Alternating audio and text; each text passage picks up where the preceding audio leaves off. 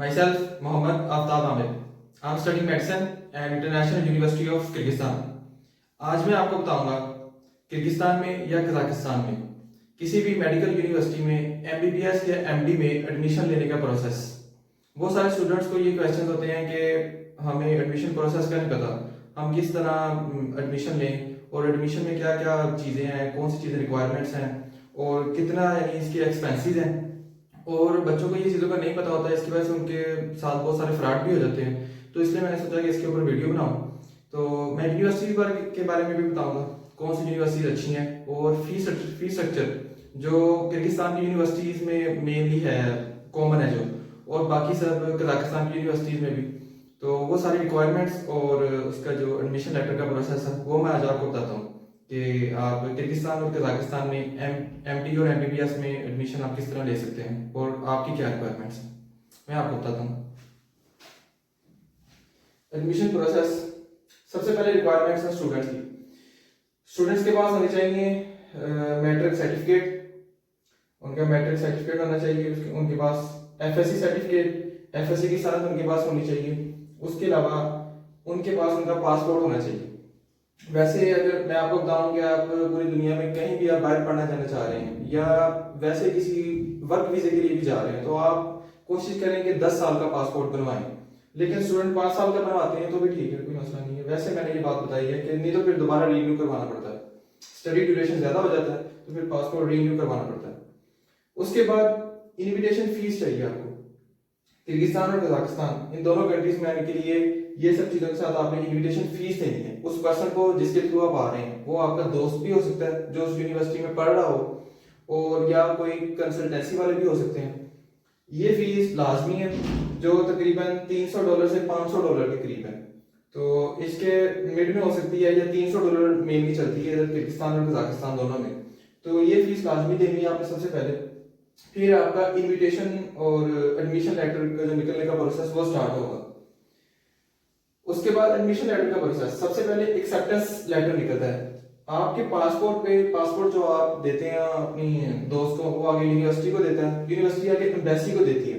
Embassy आपका passport check करती है कि ये बच्चा आने के लिए लीगल है, कोई ऐसा मसला नहीं है, कोई क्रिमिनल रिकॉर्ड नहीं है उसका। तो उस हिसाब से आपको एक एक्सेप्टेंस लेटर देते हैं कि आप एक्सेप्ट आने के लिए। उसके बाद इनविटेशन एंड एडमिशन लेटर, फिर यूनिवर्सिटी की तरफ से इनविटेशन और एडमिशन लेटर निकलता है।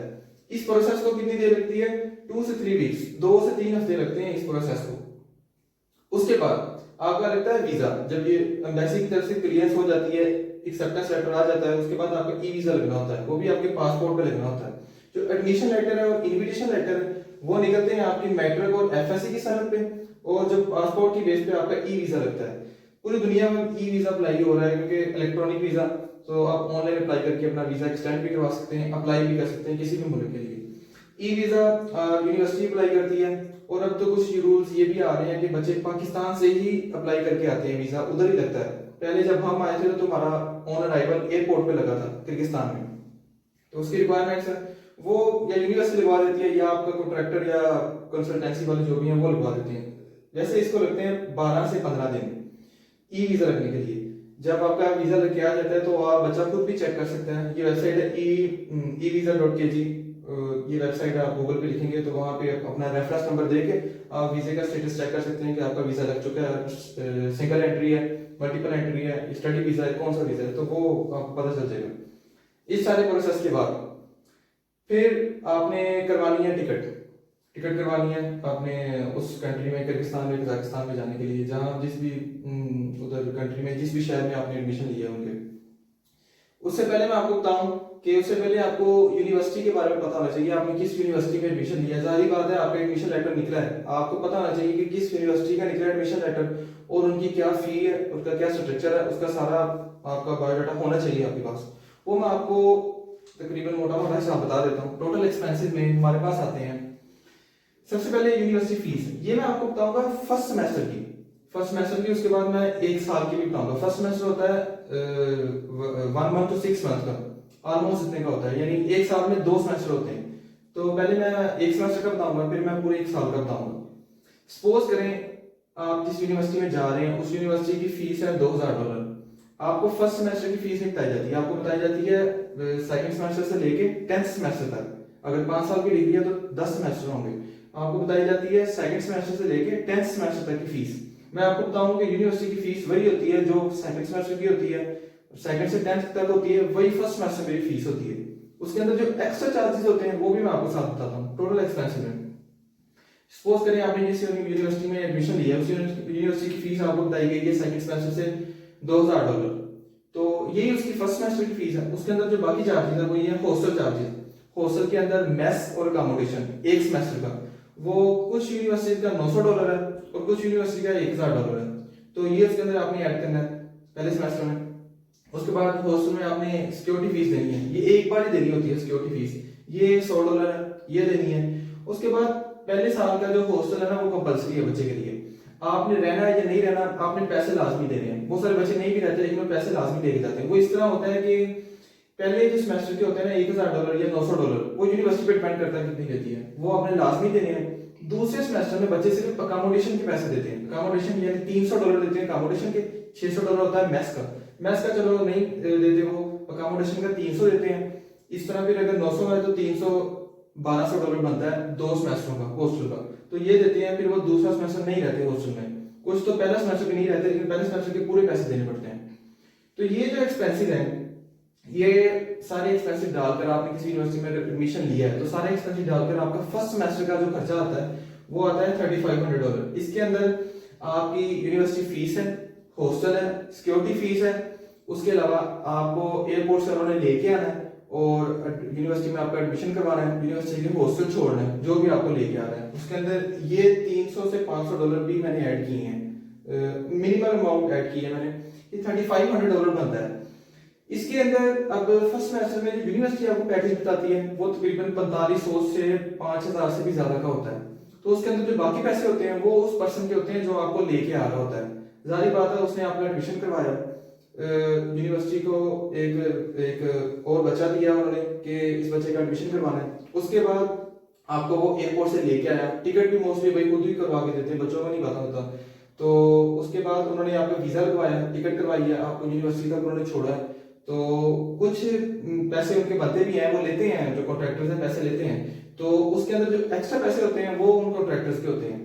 जो चार्जेस हैं जो नॉर्मली हमने यूनिवर्सिटी को देने होते हैं वो मैंने आपको बता दिए कि फर्स्ट सेमेस्टर के ये हैं। अब जो दूसरे सेमेस्टर में कौन कौन से चार्जेस हैं आपके, दूसरे सेमेस्टर में आपने यूनिवर्सिटी फीस देनी है, अगर आपने हॉस्टल में रहना तो हॉस्टल चार्जेस देने हैं, अगर नहीं भी रहना तो फिर अकोमोडेशन का $300 देना है, ये चार्जेस है। सिक्योरिटी फीस नहीं होती, उसके अलावा और कोई चार्जेस नहीं होते, सिर्फ यही दो होते हैं। तो दूसरे सेमेस्टर के बाद आप हॉस्टल में अगर नहीं रहना चाहते तो ये आपकी मर्जी है, आप ना रहें, तो ये आप पे डिपेंड करता है। उसके अलावा जो नॉर्मली जो इम्पोर्टेंट जो लगते हैं ना चार्जेस बच्चे के, किर्गिस्तान में, कजाकिस्तान में किसी भी मेडिकल यूनिवर्सिटी में एडमिशन लेने के, वो मैंने आपको बता दी हैं, यही सिर्फ चार्जेस होते हैं, इनके अलावा और कोई चार्जेस नहीं होते। तो इनके अलावा जो चार्जेस हैं वो पर्सन लेता है जो आपको यहाँ पे लेके आ रहा है, तो उनका भी राइट बनता है। जारी बात है कोई वैसे ही किसी को नहीं कि दूसरे कंट्री से ले आता है इधर अपनी कंट्री में पढ़ाने के लिए, तो यूनिवर्सिटी भी सब्सिडी देती है। उसके अलावा जब भी आप एडमिशन लेना चाहें, आप अपने मुल्क में, जैसे पाकिस्तान में पीएमसी है जो कंट्रोल करती है मेडिकल कॉलेजेस को, तो उनकी पॉलिसी के तहत आप किसी और मुल्क में यूनिवर्सिटी में एडमिशन लेना चाहते हैं तो पीएमसी की पॉलिसी के तहत नहीं, जैसे पीएमसी ने पॉलिसी निकाली है कि जो करंट पॉलिसीज चल रही हैं उनके ऊपर मैंने वीडियो बनाई है कि जो 75% जिनका एग्रीगेट बन रहा है एफएससी और एमडी कैट का मिला के 75% से अबव है, उन्हीं बच्चों को हम लाइसेंस देंगे पाकिस्तान आने पे, बाकियों को वो नहीं देंगे। तो इस तरह वो कुछ पॉलिसीज बना रहे हैं, तो बच्चों को भी चाहिए कि वो अपना एग्रीगेट के हिसाब से एडमिशन लें, और यूनिवर्सिटी भी देखें कि वो किस मुल्क में, उस मुल्क का क्राइटेरिया क्या है, वो मुल्क पीएमसी की पॉलिसी के हिसाब से किस लिस्ट में आता है और वो यूनिवर्सिटी किस लिस्ट में आती है। कॉलेजेस की 3 लिस्टें हैं, उन लिस्टों में किन लिस्ट में आती है यूनिवर्सिटीज। वैसे किर्गिस्तान में इस वक्त जो लिस्ट ए में या गुड यूनिवर्सिटीज काउंट हो रही हैं वो है IUP ISM, IHSM, Jalalabad, Osh university, Russian Slavic university, किग्मा, ये सारी यूनिवर्सिटीज अच्छी काउंट हो रही हैं फिर वक्त। लेकिन पीएमसी की पॉलिसी चेंज होती रहती है, लेकिन जब भी आप एडमिशन लें आप पॉलिसी को अपने जहन में रख के एडमिशन लें और कोशिश करें कि पब्लिक यूनिवर्सिटीज में एडमिशन लें जो कि पीएमसी की लिस्ट में भी लिस्ट ए में आती हों। तो ये सारा टोटल एक्सपेंसेस बच्चे के। इसके अलावा इधर किर्गिस्तान में रहने के जो एक्सपेंसेस हैं बच्चे के, वो मैं आपको तकरीबन अराउंड फिगर बता दूं कि 35,000 से 45,000 नॉर्मली बच्चे के इतने मंथली लगते हैं वैसे, हॉस्टल के अलावा। क्योंकि जैसे कि आपको पता है कि रशिया और यूक्रेन की वार के बाद पूरी दुनिया में महंगाई हुई है, तो पूरी दुनिया में इधर भी बहुत ज़्यादा हुई है महंगाई, उसकी वजह से फिर एक्सपेंसेस भी बढ़े हैं सबके, कम से कम इतने एक्सपेंसिव है। उसके अलावा बच्चे की अपने मर्जी है, जितने मर्जी को पैसे खर्च करे, तो ये नॉर्मली एक्सपेंसिव हैं जो यूज़ हो रही हैं।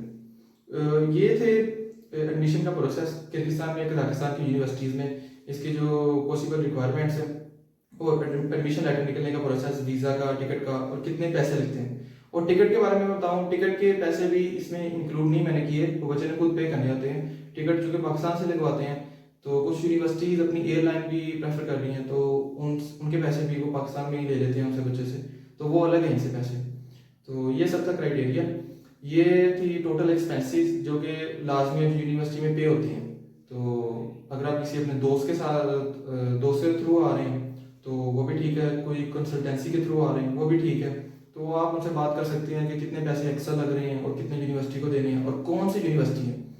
कुछ आजकल इधर ये हो रहा है कि बच्चा पाकिस्तान से आता है या इंडिया से आता है, उसने जिस यूनिवर्सिटी का एडमिशन लेटर उसने उसके हाथ में होता है, उसे इधर आके पता चलता है कि उसका जो एडमिशन है वो किसी और यूनिवर्सिटी में हुआ पड़ा है। तो ये किस्म का फ्रॉड होता है जो जिससे बच्चे को अवेयर होना चाहिए। इसलिए मैंने ये वीडियो बनाई है कि बच्चों को पहले अपनी सर्च करनी चाहिए। बच्चों को एडमिशन प्रोसेस का नहीं पता होता, बच्चों को इन सारी चीज़ों का नहीं पता होता जो मैंने लाजमी बताई है कि कौन से लाजमी एक्सपेंसिव है जो टोटल एक्सपेंसिव होने हैं कम से कम हमारे, और इससे एक्स्ट्रा कितने हैं। तो ये सारी चीज़ें अपने जहन में रखें और फिर ये एडमिशन लें। पीएमसी के पॉलिसीज़ को अपने जहन में रखें, उसके ऊपर मैंने वीडियोज़ बनाई हैं। तो थैंक यू।